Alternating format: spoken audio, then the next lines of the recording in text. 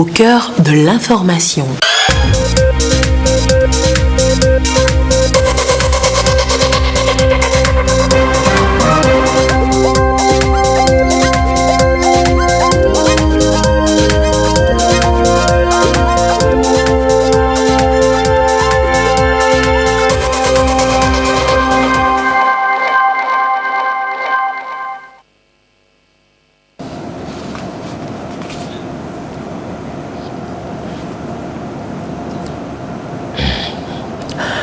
Pour une élection présidentielle apaisée, la Commission nationale des droits de l'homme poursuit sa tournée nationale. Elle rencontre les populations pour leur parler du cadre qui garantit la jouissance de leurs droits et libertés.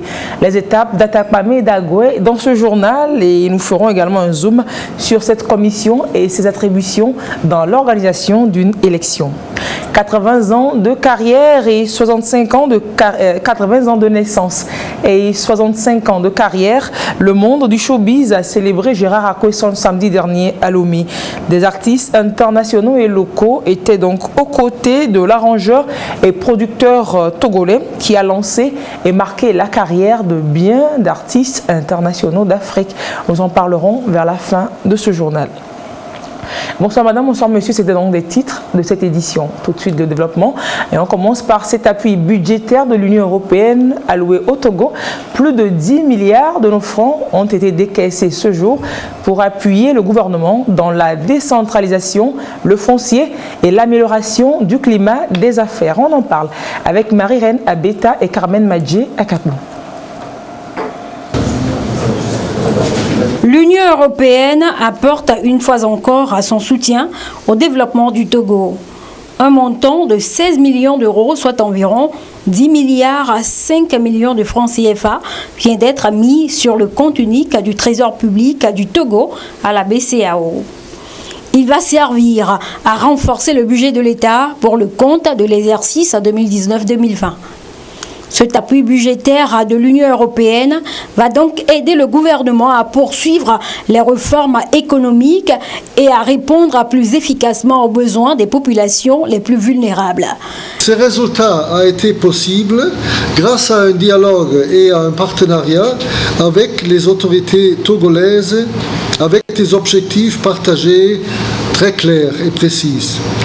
Les progrès réalisés pour atteindre ces objectifs sont à souligner en ce qui concerne, premièrement, la mise en œuvre d'une politique visant au maintien de la stabilité macroéconomique, deuxièmement, la réforme de la gestion des finances publiques et de la transparence budgétaire, troisièmement, la mise en œuvre du plan national de développement. L'analyse a aussi pris en considération les progrès faits par le Togo dans les secteurs prioritaires visés par l'appui budgétaire. Je voudrais profiter de cette occasion pour saluer l'engagement du gouvernement togolais en faveur du secteur privé, ainsi que les nombreuses actions du gouvernement pour favoriser son développement. Ce nouveau décaissement constitue la phase 3 du programme d'appui budgétaire de l'Union européenne pour la consolidation de l'État du Togo. Il va toucher notamment les secteurs comme les finances publiques, le processus de décentralisation et l'amélioration du système de la statistique. Le processus de formulation du programme Contrat de consolidation de l'État du Togo phase 3 a commencé en septembre 2018. Ce processus, qui s'est poursuivi tout au long de l'année 2019, est arrivé à son terme avec l'approbation des indicateurs de performance, leurs cibles et les conditions générales de décaissement. Ce décaissement, fruit d'un excellent partenariat entre le Togo et l'Union européenne, a été possible grâce à la collaboration entre les services compétents de la délégation de l'Union européenne au Togo et ceux des ministères et institutions chargés de la réalisation des conditions générales de décaissement et des indicateurs de performance. C'est le lieu de leur adresser, au nom du gouvernement, nos félicitations pour ce travail bien fait. Je voudrais, au nom du chef de l'État, son Excellence Faure Esozim Nanyasingbe, exprimer à l'Union européenne la reconnaissance du peuple togolais pour ses contributions diverses au développement socio-économique de notre pays et vous rassurer de l'utilisation rationnelle des ressources de ce programme d'appui budgétaire. En 2019, l'appui budgétaire de l'Union européenne a soutenu la crédibilité, la qualité et la transparence dans la gestion des finances publiques. Le programme a également appuyé la tenue des élections locales de juin 2019.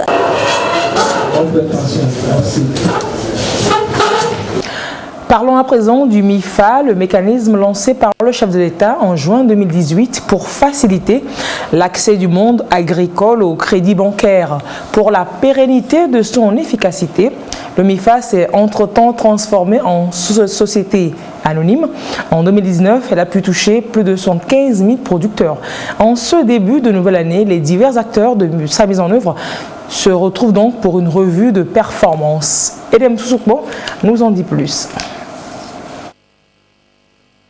Le MIFA, mécanisme incitatif de financement agricole, demeure un dispositif innovant de financement du secteur agricole basé sur le partage de risques.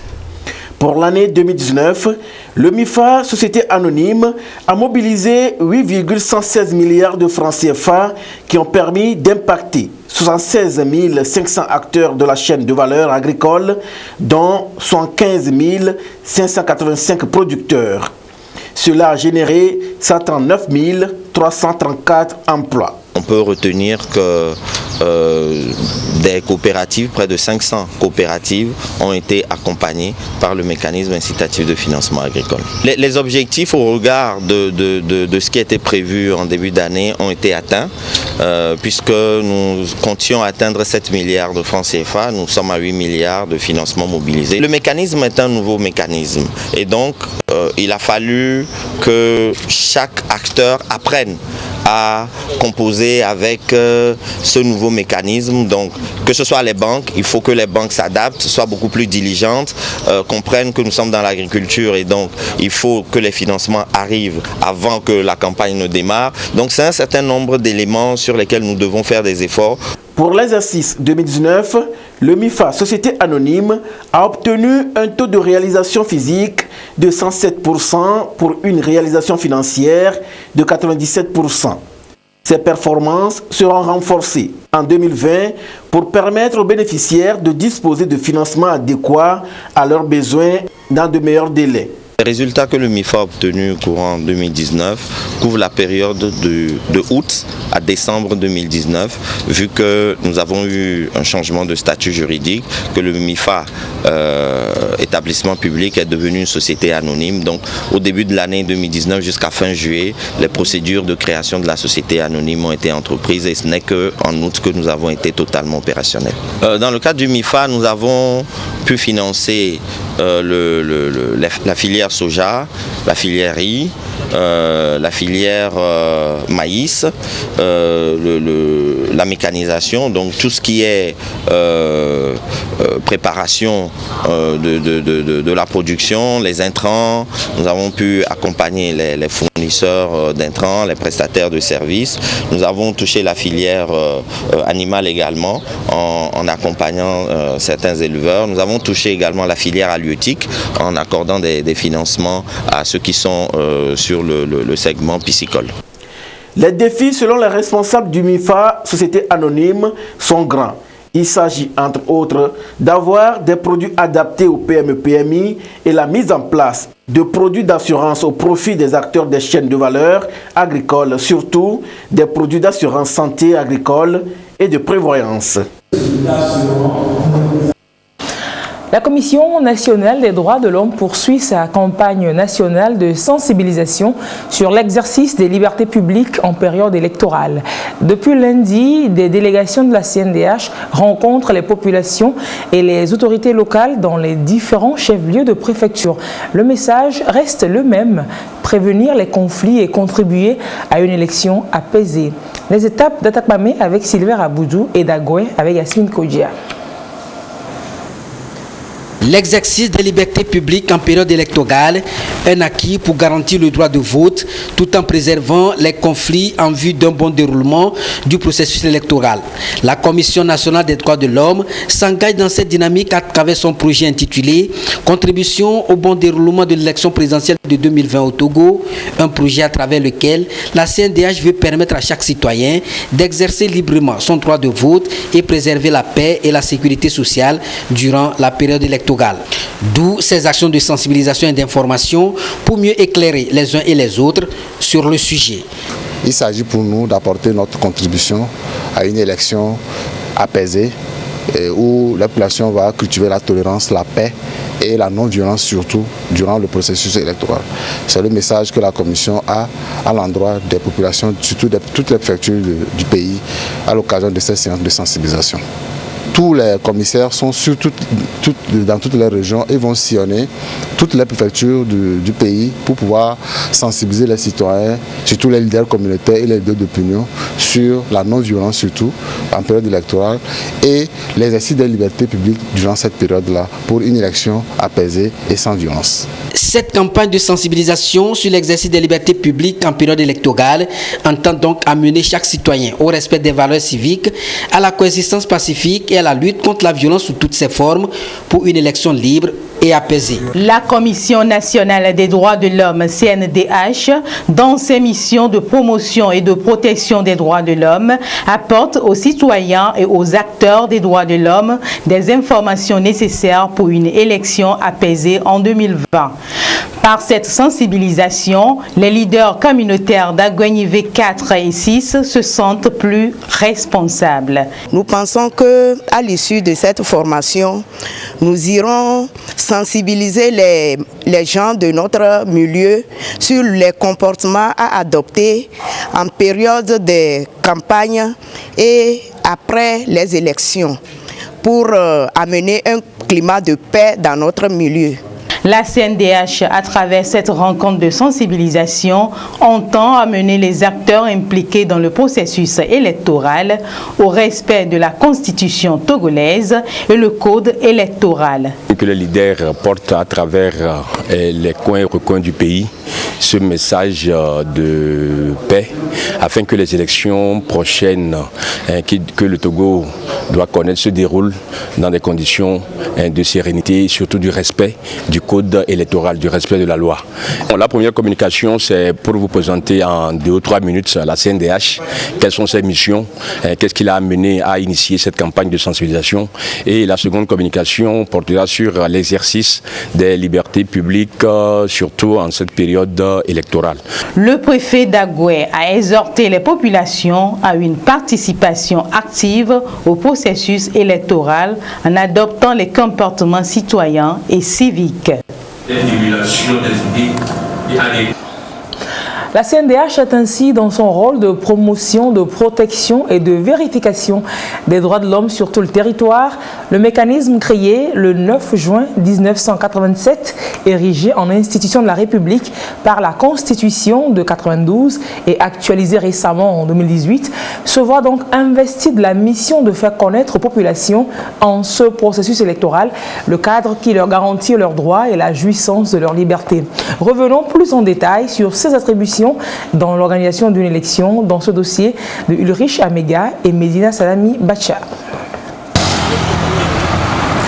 Depuis 2007, la Commission nationale des droits de l'homme, CNDH, s'est engagée à apporter sa contribution aux processus électoraux au Togo. Son apport dans l'organisation des scrutins électoraux est d'une importance capitale, surtout pour le maintien de la liberté publique et du droit de vote. Elle s'est donné l'obligation de garantir la liberté des citoyens à travers plusieurs actions menées sur le terrain. Et pour œuvrer pour des élections apaisées dans le respect des droits et libertés fondamentaux, elle met des bouchées doubles. Nous attendons à ce que les comportements soient des comportements civiques et que tout ce qui doit se faire se fasse sous le sceau de la loi. pour éviter les violences, parce que vous connaissez le plus souvent lors de ce genre d'événements, les élections, surtout dans nos pays africains, ça débouche sur des conflits fratricides, nous en avons connus. Donc nous ne voulons plus que des choses comme ça se répètent. Voilà, et pour consolider la paix et la cohésion sociale. L'un des fondements d'une démocratie est la liberté d'expression. Une liberté reconnue par la Déclaration universelle des droits de l'homme et garantie par la Constitution togolaise en son article 25. La CNDH veille à ce que la liberté de pensée, de conscience, de religion, d'opinion, de réunion et de manifestation soit également garantie. Pour manifester, qu'est-ce qu'on doit faire et quelle est l'autorité qui est compétente pour recevoir la déclaration de manifestation, comment est-ce que les affiches, on doit les placarder, comment est-ce qu'on doit se comporter, comment le maire, le préfet, les chefs traditionnels, les leaders communautaires, comment est-ce qu'ils doivent se comporter pour que, à la fin, on aboutisse à un processus transparent, respectueux des droits et surtout des droits de l'homme. Il faut comprendre qu'en période électorale, surtout pendant la campagne, c'est le code électoral, ce sont les règles du code électoral qui s'appliquent et la CNDH se fait le devoir de porter à la connaissance des personnes invitées ce que le code dit et des manifestations en cette période de campagne électorale. Pour la CNDH, une élection libre, transparente, apaisée et acceptable témoigne donc du respect des lois de la République et est source de la sauvegarde de l'unité nationale. L'Agence nationale de la protection civile travaille sur une fiche nationale d'évaluation rapide des risques et catastrophes. Cela s'inscrit dans son plan stratégique quinquennal et aussi dans le souci du PND de gérer durablement les ressources naturelles et d'accompagner la résilience aux effets du changement climatique. L'outil de collecte de données est soumis depuis ce mercredi à l'appréciation des différents acteurs. On en parle avec Saharu Urotu et Sonia Ameniko. En situation d'urgence, il est nécessaire aux services compétents de disposer des données en termes de pertes, de dégâts et de besoins d'assistance humanitaire pour une évaluation efficace. Les experts parlent alors de l'évaluation rapide. Le Togo, à travers l'Agence nationale de la protection civile, affûte ses armes pour être toujours au rendez-vous.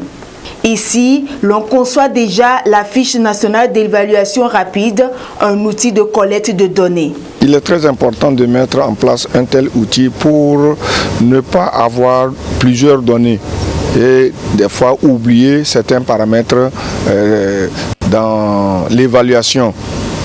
Répondre efficacement au secours et dans les besoins des populations.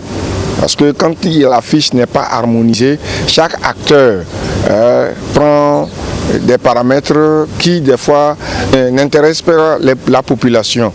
Donc il faut harmoniser une seule fiche qui permette sur toute l'étendue du territoire à chaque acteur, quand il y a une situation d'urgence, de pouvoir relever les besoins exacts des populations. Le plan de préparation et de réponse aux inondations sera également revu pour des actions professionnelles sur le terrain. Durant 3 jours, les experts ici évalueront les actions de ce plan pour le compte de l'année 2019 et ensuite ils vont élaborer celui de 2020. L'initiative reçoit déjà l'appui de plusieurs partenaires dont Programme alimentaire mondial PAM. Denglé, Togomé, Aveimé et Nétimé, 4 localités parcourues par Memunatu Ibrahima, vice-présidente du Parti UNIR en charge du Grand Lomé. Les militants des dites localités de la préfecture d'Agoignivé ont été sensibilisés sur les valeurs de paix et de vivre ensemble pendant, avant et après les élections. Ferdinand Diassoa était de la tournée. Voici son reportage.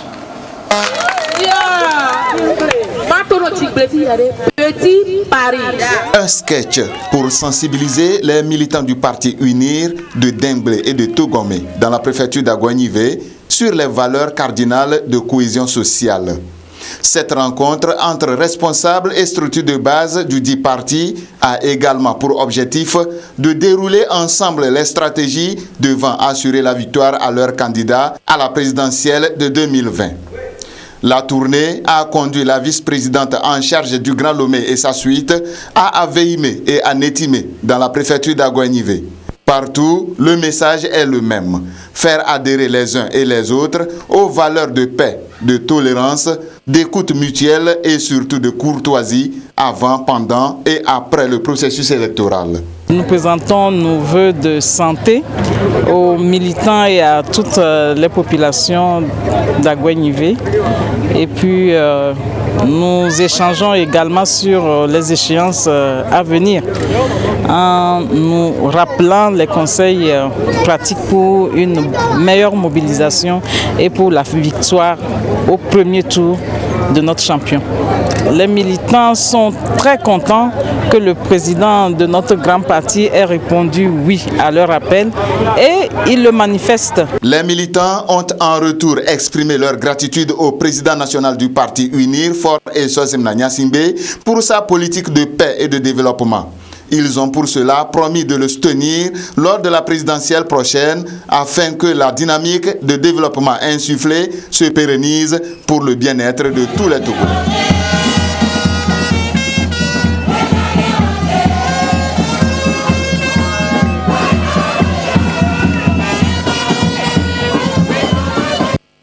« 80 ans de naissance, 65 ans de carrière, le monde du showbiz a célébré Gérard Akosson samedi dernier, je vous le disais en titre. Des artistes internationaux et des locaux étaient au Grand Rex de Lomé, aux côtés de l'arrangeur et producteur togolais qui a lancé et marqué la carrière de grands noms de la musique africaine. Nous vous proposons de revivre la soirée dans ce reportage de Kwasiglé. Samangwana et Reine Pélagie vous soutiennent. La musique africaine des années 60, 70 et 80 ici revisitée. Une scène multicolore qui présente une musique transgénérationnelle.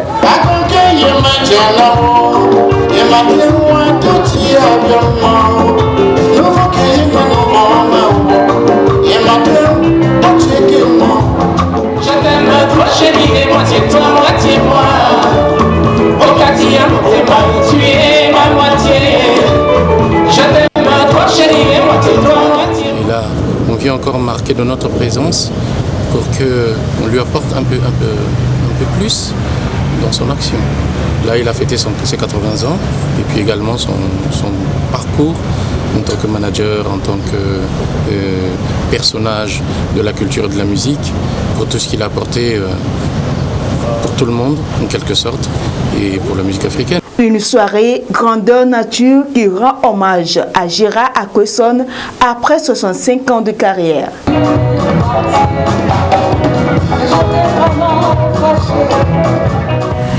Ça, pour moi, c'est un monument togolais qui s'était expatrié, certes, mais qui a toujours gardé l'amour de son pays. Et c'est ça qui fait qu'aujourd'hui, on lui a rendu hommage et tous les Togolais étaient présents.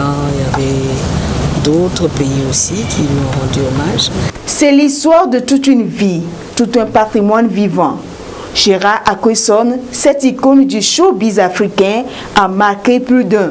Toute une réussite au service de la promotion des carrières de grandes icônes de la musique d'Afrique et d'ailleurs. L'accueil était fraternel et vraiment j'ai été comblé. Et surtout quand je voyais beaucoup de ces artistes togolais qui sont venus me porter et ceux qui se sont déplacés de l'extérieur aussi, j'étais comblé. Il s'est passé beaucoup de choses. D'abord, ce qui était frappant, c'est la rencontre avec Bella Bello par rapport à I. Et ce que nous avons fait, Bella Bello aujourd'hui, c'est resté une icône pour le monde entier. Franchement, c'est une fierté pour moi d'avoir travaillé avec tout ce monde qui aujourd'hui sont devenus des stars. Du haut de ses 80 années, Gérard Akosson draine déjà de son vivant tout un palmarès et une panoplie de productions artistiques. L'argent pour lui ne sera un obstacle à son engagement, celui de faire de la promotion de la musique africaine.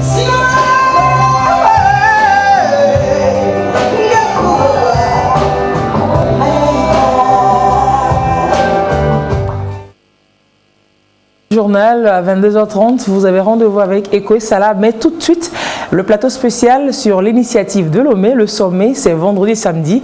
Mais tout sur cette rencontre et sa thématique sur les faux médicaments avec Anita Atigakou et ses invités. Au revoir et à très bientôt.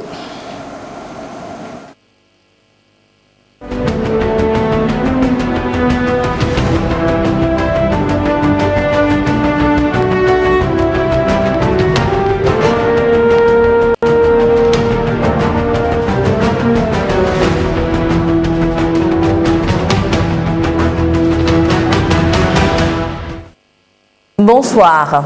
Pour ce troisième entretien sur ce plateau spécial initiative de Lomé contre les médicaments falsifiés, nous recevons les experts du sujet. Nous avons Dr Bernardin Atani Nyansa, il est le directeur de la pharmacie, du médicament et des laboratoires. Dr Nyansa, bonsoir. Bonsoir, madame. Nous avons le directeur général de la CAMEG, la centrale d'achat des médicaments essentiels et génériques, Dr Mamisile Assi. Dr Assi, bonsoir. Bonsoir, madame Anita. Et nous avons le président de l'ordre des pharmaciens du Togo, Dr Innocent Koundé Pito. Dr Pito, bonsoir. Bonsoir, madame Anita. Alors, Dr Nyansa, je m'en vais déjà vous demander, vous poser la première question que sûrement tous les Togolais se posent. Existe-t-il ou non des faux médicaments au Togo? Malheureusement, oui, il existe de faux médicaments et l'ampleur n'est pas totalement connue parce qu'il n'y a pas des études sérieuses qui ont été faites là-dessus. Mais il est évident que nous ne pouvons échapper à l'environnement de l'UEMOA, de la CEDEAO. Par contre, je vais me poser une autre question à laquelle je vais répondre. Elle est plus optimiste. Y a-t-il de bons médicaments au Togo? C'est oui aussi. Parce que le gouvernement togolais a permis, au travers du ministère de la Santé et de l'Hygiène publique et de la direction de la pharmacie, du médicament et des laboratoires, la mise en place d'un dispositif qui permet de mettre sur le marché des médicaments de bonne qualité. Je décris ce dispositif rapidement. Il s'agit d'un comité d'experts qui sont des experts du secteur privé et de l'université de Lomé, donc des experts confirmés qui évaluent les dossiers de médicaments, qui donnent leur avis, et cet avis va passer à la Commission nationale d'enregistrement des médicaments qui a été pris par décret du gouvernement togolais. Ces avis à ce niveau sont aussi évalués, validés ou invalidés, et c'est après cela seulement que le ministre de la Santé signe les autorisations de mise sur le marché. Alors, peut-être que nous ne reviendrons pas là-dessus sur la surveillance de ces médicaments qui sont mis sur le marché, mais c'est déjà le dispositif qui permet d'avoir de bons médicaments, des médicaments ayant une autorisation de mise sur le marché chez les principaux distributeurs et les grossistes privés et publics, notamment la centrale d'achat des médicaments essentiels et génériques. D'accord. Et parlons justement de cette centrale. Docteur Assi, rappelez-nous très brièvement la mission de cette centrale.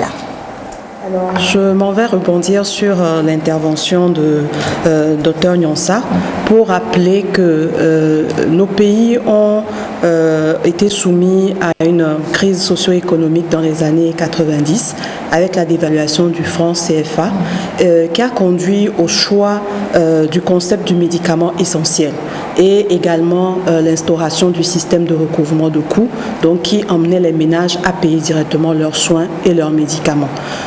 Qu'est-ce qu'un médicament essentiel? Le médicament essentiel est celui qui permet de prendre en compte les besoins en santé de la majorité de la population. Et donc, ce concept adopté par la plupart de nos États, le Togo en fait partie, a mené à la mise en place de centrales d'achat de médicaments essentiels pour concentrer les ressources limitées dont disposent nos pays à un approvisionnement optimum pour les formations sanitaires de nos pays. Donc c'est dans ce contexte que la centrale d'achat a été créée et donc pour rendre disponibles des médicaments essentiels de qualité, c'est important de le dire, ça fait partie des bons médicaments que nous avons et également de permettre que ces médicaments soient accessibles à un prix abordable à la population. Et donc c'est pour cela que la CAMEG Togo procède par des appels d'offres pour garantir des prix, la concurrence et des prix vraiment accessibles à la population. Alors, docteur, d'où proviennent les produits qu'on retrouve à la centrale? Alors, il faut rappeler le contexte de nos pays. Nous n'avons pas d'industrie pharmaceutique sous-régionale très développée. Certains pays ont mis le focus sur ça, mais pour notre pays en particulier, nous sommes totalement dépendants des importations. Et donc, nos appels d'offres, à l'issue de nos appels d'offres basés sur la qualité, donc nous avons des listes restreintes de fournisseurs qui ont prouvé la qualité de leurs produits et au sein desquels se joue la concurrence. Et avec ce jeu de la concurrence, il ressort principalement comme source d'approvisionnement des fournisseurs qui sont basés en Asie et secondairement en Europe et accessoirement en Afrique, malheureusement.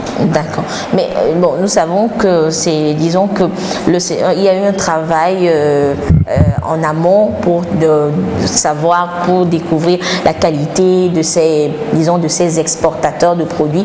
Mais est-ce qu'il arrive qu'une fois ces produits réceptionnés à la CAMEG, on se rend compte que certains sont faux? Alors, les faux médicaments sont une appellation qui englobe deux concepts. Les médicaments de qualité inférieure et les médicaments falsifiés, c'est-à-dire des médicaments qui sont proposés à la distribution pour être consommés, mais qui l'ont été de manière délibérée, frauduleuse, qui sont fabriqués de manière frauduleuse ou maquillés, tout ce qu'on veut. Pour nous, à la centrale d'achat, nous sommes beaucoup plus exposés à ce que nous appelons des médicaments de qualité inférieure, c'est-à-dire des médicaments tels que le directeur l'a expliqué, qui ont été enregistrés sur la base de dossiers techniques et d'échantillons qui ont été validés, donc qui servent de référence, mais à la suite duquel, une fois que cela est enregistré, le fournisseur peut se permettre de changer certaines, certains process de fabrication ou il peut se permettre d'essayer de tricher sur le dosage. Et donc, nous, ce à quoi nous sommes davantage exposés, c'est quand le fournisseur, pour un même produit destiné à différentes zones climatiques, utilise par exemple le process de fabrication pour des pays à zone tempérée tels que l'Europe pour nous livrer, nous, en Afrique où nous sommes dans une zone tropicale avec des températures et de l'humidité élevées. Et donc pour un produit qui aurait normalement sous nos tropiques une durée de vie de 3 ans, on se retrouve avec un produit qui commence à se dégrader à peine un an ou 1 an et demi sur nos étagères.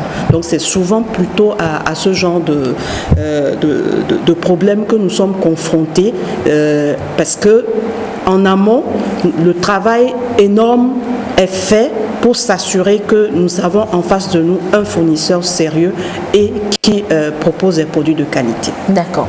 Alors, docteur Beto, je viens à vous. Vous êtes le président de l'Ordre des pharmaciens du Togo. Alors, dites-nous, quelles sont les sources d'approvisionnement en médicaments des officines pharmaceutiques au Togo?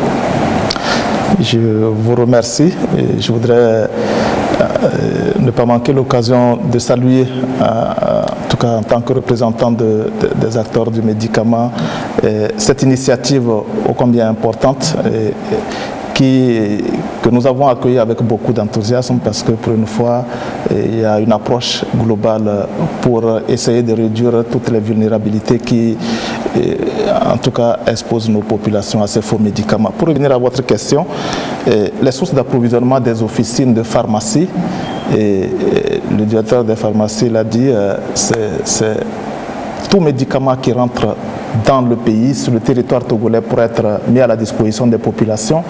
Ce médicament doit faire l'objet d'enregistrement selon la procédure stricte qu'il a décrite et c'est seulement après l'obtention de ce visa que le laboratoire autorisé va s'adresser aux structures d'importation agréées par le ministre de la Santé et qui sont sous contrôle de l'autorité et à la tête desquelles se trouve également un pharmacien responsable qui engage sa responsabilité devant l'autorité sanitaire.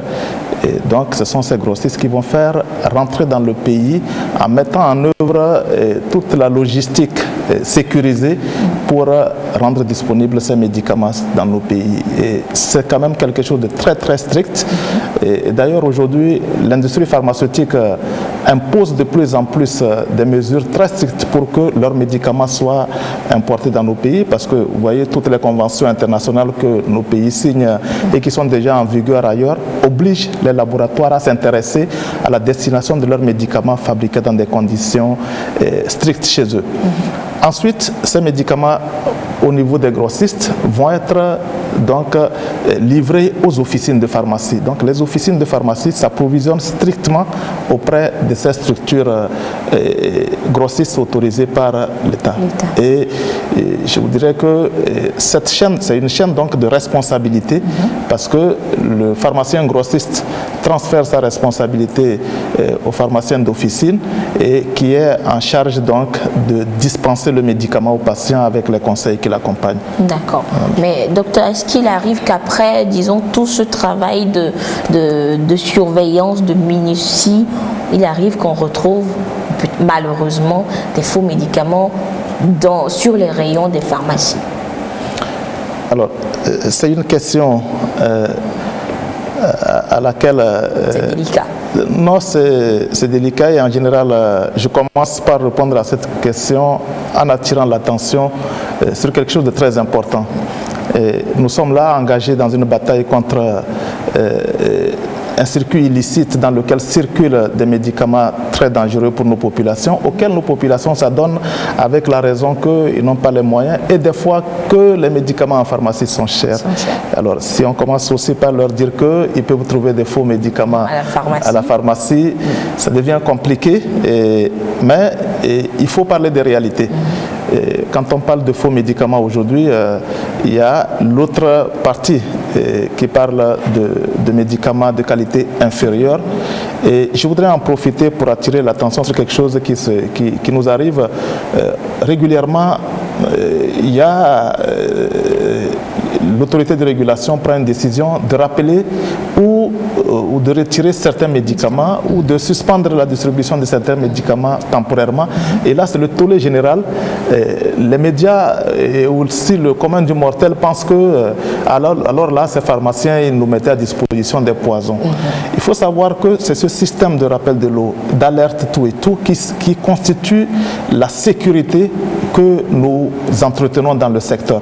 C'est parce que tous les jours, nous sommes en train de surveiller le médicament qui est en circulation sur le marché et qu'à tout moment, s'il y a un quelconque problème, il y a une alerte, on peut le retirer. C'est ce qui garantit la qualité. Et évidemment, quand il y a ce problème-là, ce qui est rassurant, c'est que le système sait réagir à travers une chaîne, je dirais, parfaitement traçable pour qu'on puisse circonscrire le problème. Et en matière de médicaments, il faut le dire, il n'y a pas de sécurité à 100%. Même les grands pays vivent ces situations. Si vous allez sur le site de l'autorité française de régulation du médicament, vous verrez que tous les jours, il y a des alertes de ce type-là. Donc, c'est important de le dire. Il peut y avoir des problèmes sur les médicaments en circulation, mais nous garantissons que le circuit sait réagir pour circonscrire. Et je dois pouvoir vous rassurer qu'aucun pharmacien d'officine n'a, je vais dire, un intérêt à sortir de ce circuit sécurisé là. Et si cela arrivait, le directeur des pharmacies est là avec l'inspection des établissements pharmaceutiques qui est aussi en place, même si nous devons renforcer les moyens de cette autorité. Et au niveau de l'ordre également, nous avons une discipline. Et aucun pharmacien ne se risquerait parce que tout simplement, il perdrait, je vais dire, son activité, tout simplement. Donc, est-ce qu'il a, disons, l'ordre à une sorte de police des pharmacies? Oui, c'est ce que je disais tout à l'heure. La police des pharmacies, elle existe. La loi qui crée l'Ordre national des pharmaciens avec pour mission de veiller au respect des règles par ses membres, a prévu une juridiction disciplinaire, une juridiction interne qui est chargée de connaître des infractions au code de déontologie. Et la déontologie professionnelle, c'est aussi un acte juridique qui a été pris pour rassembler toutes les règles qui permettent de protéger la santé publique. c'est encore une fois la santé publique qui est visée et le rôle de l'ordre justement c'est de faire respecter ces dispositions-là pour protéger la santé des populations. D'accord. Alors et justement à la question de savoir si le Togo on retrouve des faux médicaments, des médicaments falsifiés de qualité inférieure dans notre pays. Nous avons posé la question aux Togolais et de savoir selon eux où peut-on trouver ces médicaments. Nous allons les écouter et nous revenons sur ce plateau. Je pense à mon humble avis qu'il existe de faux médicaments. Il en circule beaucoup sur le marché. C'est des médicaments qui, selon moi, n'ont pas suivi le circuit normal de distribution.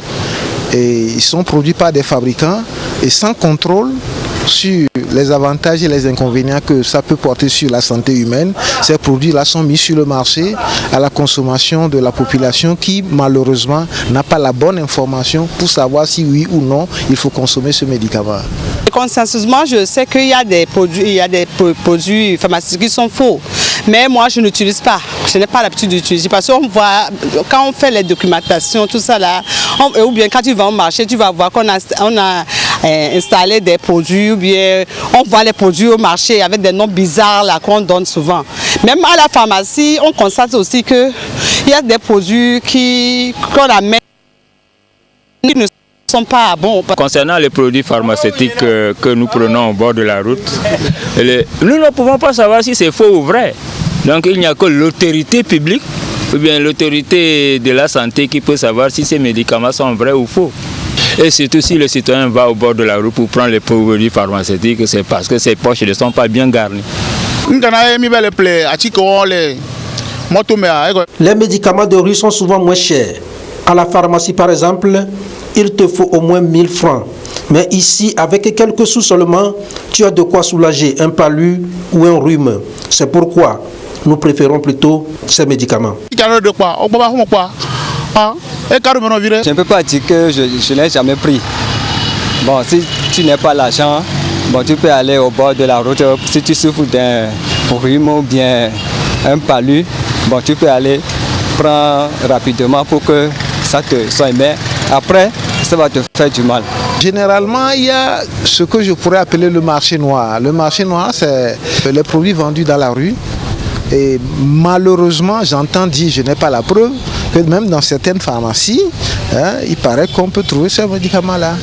Pour un petit mal de tête, tout le monde a l'habitude d'aller chez la bonne femme du côté, bon, pour se dépanner, acheter un paracétamol ou un truc comme ça. Bon, mais là, nous n'avons aucune garantie, mais bon, voilà, c'est rentré dans les habitudes. Mais il faut qu'on nous donne les conséquences et qu'on nous prouve avec des démonstrations à l'appui que, bon, voilà, les conséquences qu'on peut avoir. Et une fois que les gens sont informés sur ça, je pense qu'on pourrait réduire les risques auxquels on est exposé.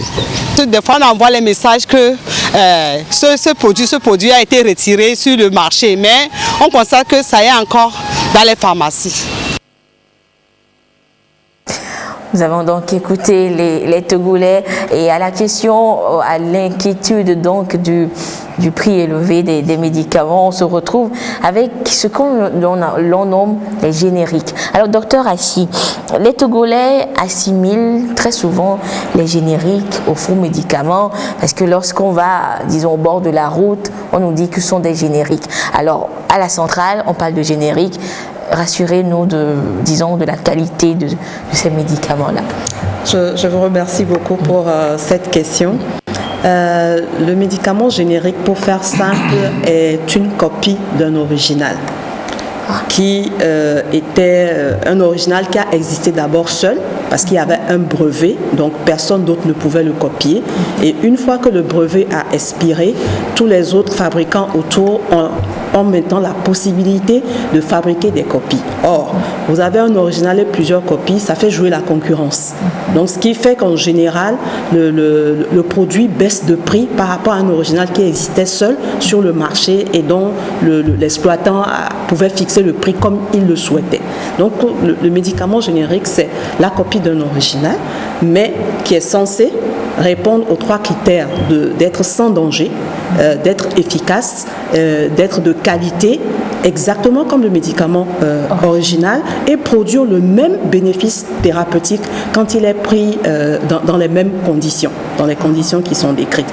Donc retenons en gros que un médicament de spécialité, comme on en voit souvent dans nos officines, et où un médicament générique, c'est d'abord un médicament, c'est-à-dire c'est une préparation qui a été surveillée. Donc tout le long de la fabrication, c'est de la surveillance, c'est du contrôle.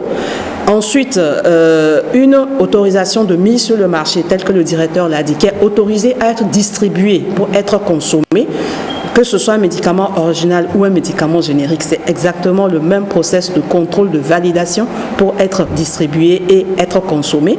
Et ensuite, une fois que, même si c'est un médicament de qualité, il y a la surveillance une fois que c'est consommé. Dr Peto l'a évoqué tout à l'heure, toute la vie du médicament, c'est de la surveillance. Il y a des médicaments qui sont sur le marché depuis plus de 50 ans. On continue à surveiller parce que au-delà du bénéfice thérapeutique, il y a ce que nous appelons des effets secondaires ou des effets indésirables qu'on découvre au fur et à mesure que les consommateurs, ou plutôt les malades, décrivent en disant quand j'ai pris le produit, j'ai eu telle réaction, j'ai eu tel symptôme, etc. Donc un médicament est en permanence surveillé. C'est le même cas pour les médicaments génériques, et donc les médicaments génériques nécessitent les mêmes conditions de conservation, de précaution de conservation qu'un médicament de spécialité. Donc voilà. On rassure, les médicaments génériques ne sont pas de faux médicaments. Ils ne sont pas de faux médicaments, ils sont plutôt beaucoup plus accessibles en termes de prix. D'accord. Alors, docteur Nyansa, justement, oui, docteur Peto. Il ne faut pas que nos populations confondent qui se disent que le générique, c'est le même qui est à la rue. Parce qu'il y a eu cet amalgame à l'initiative de Bamako, on voyait sur les tableaux devant des maisons un peu partout, médicaments génériques, initiative de Bamako, comme si ça voulait dire qu'on pouvait faire venir n'importe quoi et le vendre à la rue. Le médicament générique suit le même circuit que le médicament de spécialité d'origine, comme on dit. Voilà. Et donc c'est pour ça qu'on le retrouve dans les pharmacies. Alors, docteur Nyansa, tout à l'heure, on a évoqué même la citoyenne interviewée a parlé de cette série de décisions qui faisaient cas du retrait de certains médicaments des rayons des pharmacies. Est-ce que cela veut dire, c'est vrai qu'on l'a évoqué durant cet entretien, mais ce ne sont pas des médicaments falsifiés, ce ne sont pas de faux médicaments qu'on a découverts par la suite. Très bien. Alors, je voudrais rapidement faire un commentaire sur ce qu'on a vu.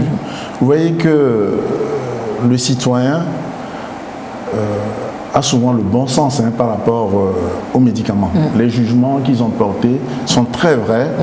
Et je crois aussi que les autorités, le gouvernement est conscient de ça. C'est pourquoi régulièrement des décisions sont prises pour nous éloigner le plus possible justement du faux médicament. Tout de suite, je vais revenir à une définition du faux médicament qui ne me plaît pas tellement, cette définition du faux médicament. Je vais parler de médicaments de qualité inférieure falsifiés. Donc, pour nous éloigner. Alors, je vous dis quelques mesures efficaces et récentes que le gouvernement togolais a prises. À part le dispositif pour les AMM, il y a l'assurance maladie, l'INAM. Voilà, qui a permis justement, parce qu'il y a un ticket modérateur, d'avoir l'ensemble de médicaments qui vont coûter par exemple 25 000 francs, de les avoir en payant juste 4 ou 5 000 francs. Vous voyez, lorsqu'on a à disposition des médicaments de bonne qualité, effectivement, on peut s'en éloigner. Et ça peut résoudre le problème du médicament trop cher. Maintenant, il y a aussi School Assure.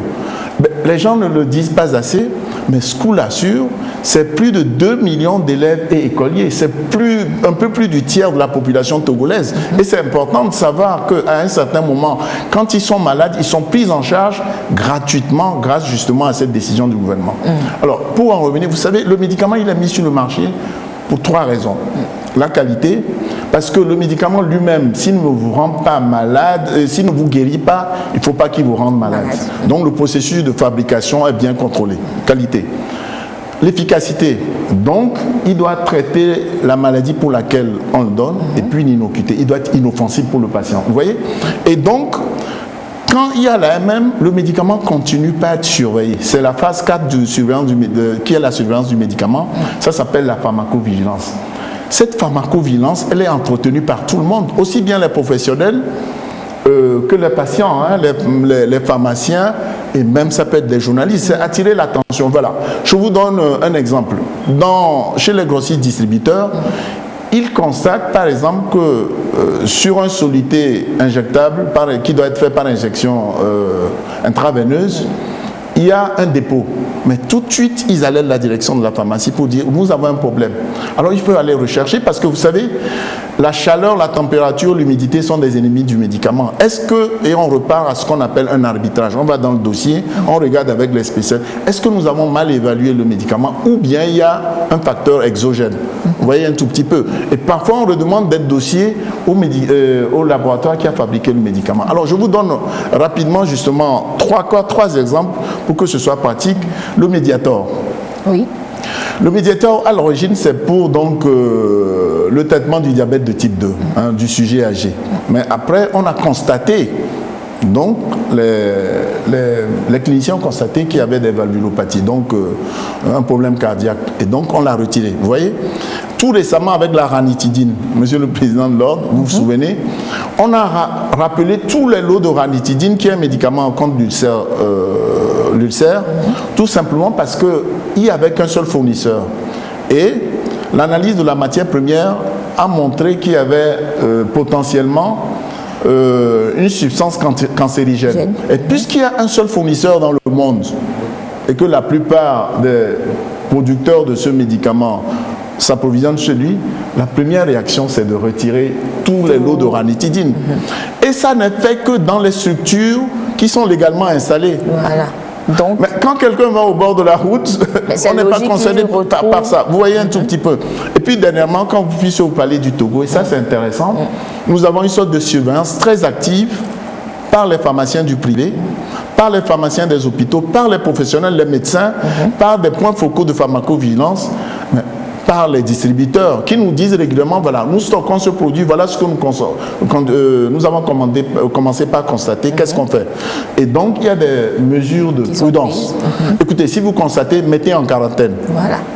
Alors, il y a donc des messages qui vont vers les professionnels pour dire, mettez-le en quarantaine parce que c'est un seul distributeur qui le signale et nous allons surveiller durant la semaine ce qui se passe. Alors, si c'est généralisé, on dit non, plus de quarantaine, retrait absolu, on le signale au labo et puis on repart aussi aux analyses. Donc on et effectivement, quand c'est dangereux pour la population, on émet aussi envers les prescripteurs qui ont dû prescrire ce médicament et tout. Vous voyez, il y a ce système, mais il n'est traçable, ce système, que dans un système légal, tracé, connu, licite.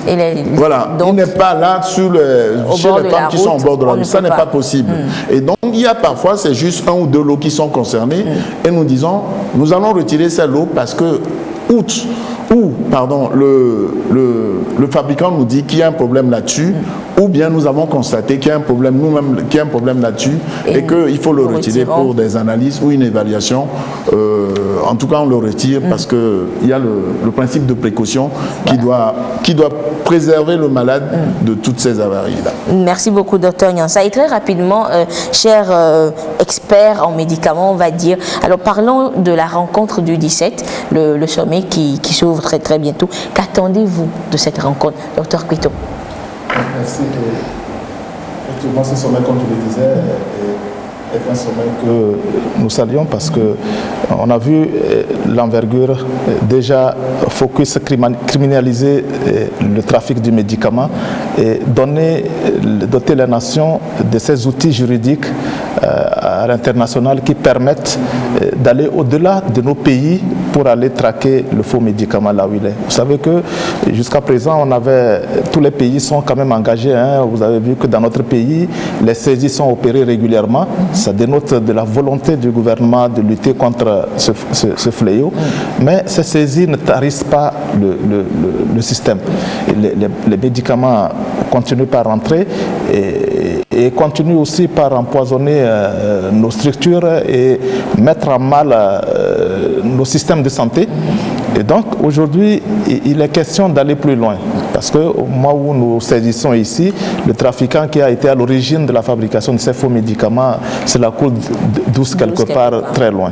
Et la convention Médicrème qui va être ratifiée après ce sommet et la convention Palerme permettront à nos pays de faire appel à la coopération à l'international. Dans ce domaine du médicament, je dois dire qu'aucun pays n'est suffisamment nanti et outillé pour cela. Je lisais tout dernièrement une dépêche qui faisait état de la volonté de l'agence américaine du médicament, la Food and Drug Administration, qui est une autorité forte, qui a les moyens de sa politique, mais qui aujourd'hui se dit qu'il faut aller dans ce sens. Ils ont pris la décision de coopérer plus activement avec les autres autorités réglementaires, parce qu'ils constatent que 40% des médicaments en circulation dans le pays viennent de l'extérieur et 80% des matières premières utilisées pour fabriquer localement viennent d'autres pays. Alors, dans ces conditions, on ne peut pas faire tout seul si on n'a pas l'information de l'autorité réglementaire de l'autre côté. Et quand vous prenez nos pays africains, c'est 100% de médicaments en circulation qui nous viennent de l'extérieur. Et nous avons besoin d'outils qui nous permettent justement d'échanger avec les autorités réglementaires d'ailleurs. Et il y a un autre aspect, c'est le renforcement de l'arsenal législatif local pour permettre aussi aux autorités réglementaires d'être plus efficaces. Nous attendons beaucoup justement de ces aspects. Et les acteurs, nous sommes prêts à accompagner. Notre rôle, ce sera aussi de renforcer nos capacités pour permettre, on l'a dit tout à l'heure, les faux médicaments peuvent s'insinuer dans nos structures. Il est de plus en plus question, et nous sommes déjà engagés dessus, sur le fait que chaque acteur, quand il a un faux médicament entre les mains, qu'il puisse avoir un soupçon et qu'il puisse donner l'alerte quelque part. D'accord, voilà. Merci beaucoup, Dr Peto. Dr Nyonsa, très rapidement, vos attentes de ce sommet. Oui, très rapidement, parce qu'effectivement, mon collègue a dit beaucoup de choses intéressantes. On peut le mettre à notre compte, sur notre compte à tous. Voilà. Vous savez, il y a un adage qui dit, lorsque vous commencez un voyage, si vous voulez aller vite, vous y allez seul. Mais si vous voulez aller loin, il vaut mieux être ensemble ou être plus nombreux. Je crois que c'est une très bonne chose que de commencer cette aventure, que notre pays commence cette aventure avec d'autres alliés, d'autres pays.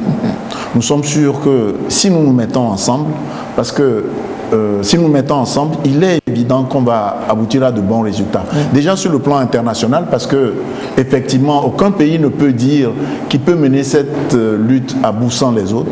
Deuxièmement, sur le plan national aussi, parce que vous voyez, nous sommes sur ce plateau des experts du médicament, mais nous pouvons lutter efficacement contre le faux médicament que si nous avons à nos côtés la douane, la police des frontières, la gendarmerie, la justice. Il faut une synergie d'action. Une synergie d'action. Et c'est très important justement de commencer par cet engagement politique de tous les États. Il y aura 6 à 8 chefs d'État ou des personnalités qui auront un rang de chef d'État. C'est important de nous souder autour de cette première pierre qui va nous permettre d'aller plus loin. D'accord. Docteur Assi. Merci beaucoup. L'initiative de l'ONU, c'est, comme l'ont dit mes collègues, un renforcement des moyens de lutte.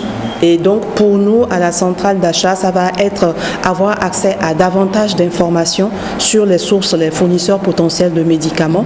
Ça va également permettre d'aborder la question de la production locale pharmaceutique, parce que nous devons, comme nous dépendons totalement de l'extérieur, il va falloir regarder de près comment aller vers notre indépendance pharmaceutique et renforcer la qualité de ce qui va circuler sur nos territoires et également améliorer la maîtrise des besoins des populations pour mieux répondre à leurs besoins en santé. Donc vraiment, le sommet permet d'ouvrir vraiment une porte pour aller vers une amélioration de l'accès aux médicaments. D'accord. Merci beaucoup, chers invités, d'être passés sur ce plateau, cet entretien qui a été plus en détail aujourd'hui. Vous l'aurez donc compris, nous étions avec des experts en médicaments, des experts de la question. Et c'est le dernier entretien, c'est l'avant-dernier entretien. On se retrouve demain pour le dernier de cette série spéciale initiative contre les médicaments falsifiés. Merci de votre fidélité à la télévision togolaise.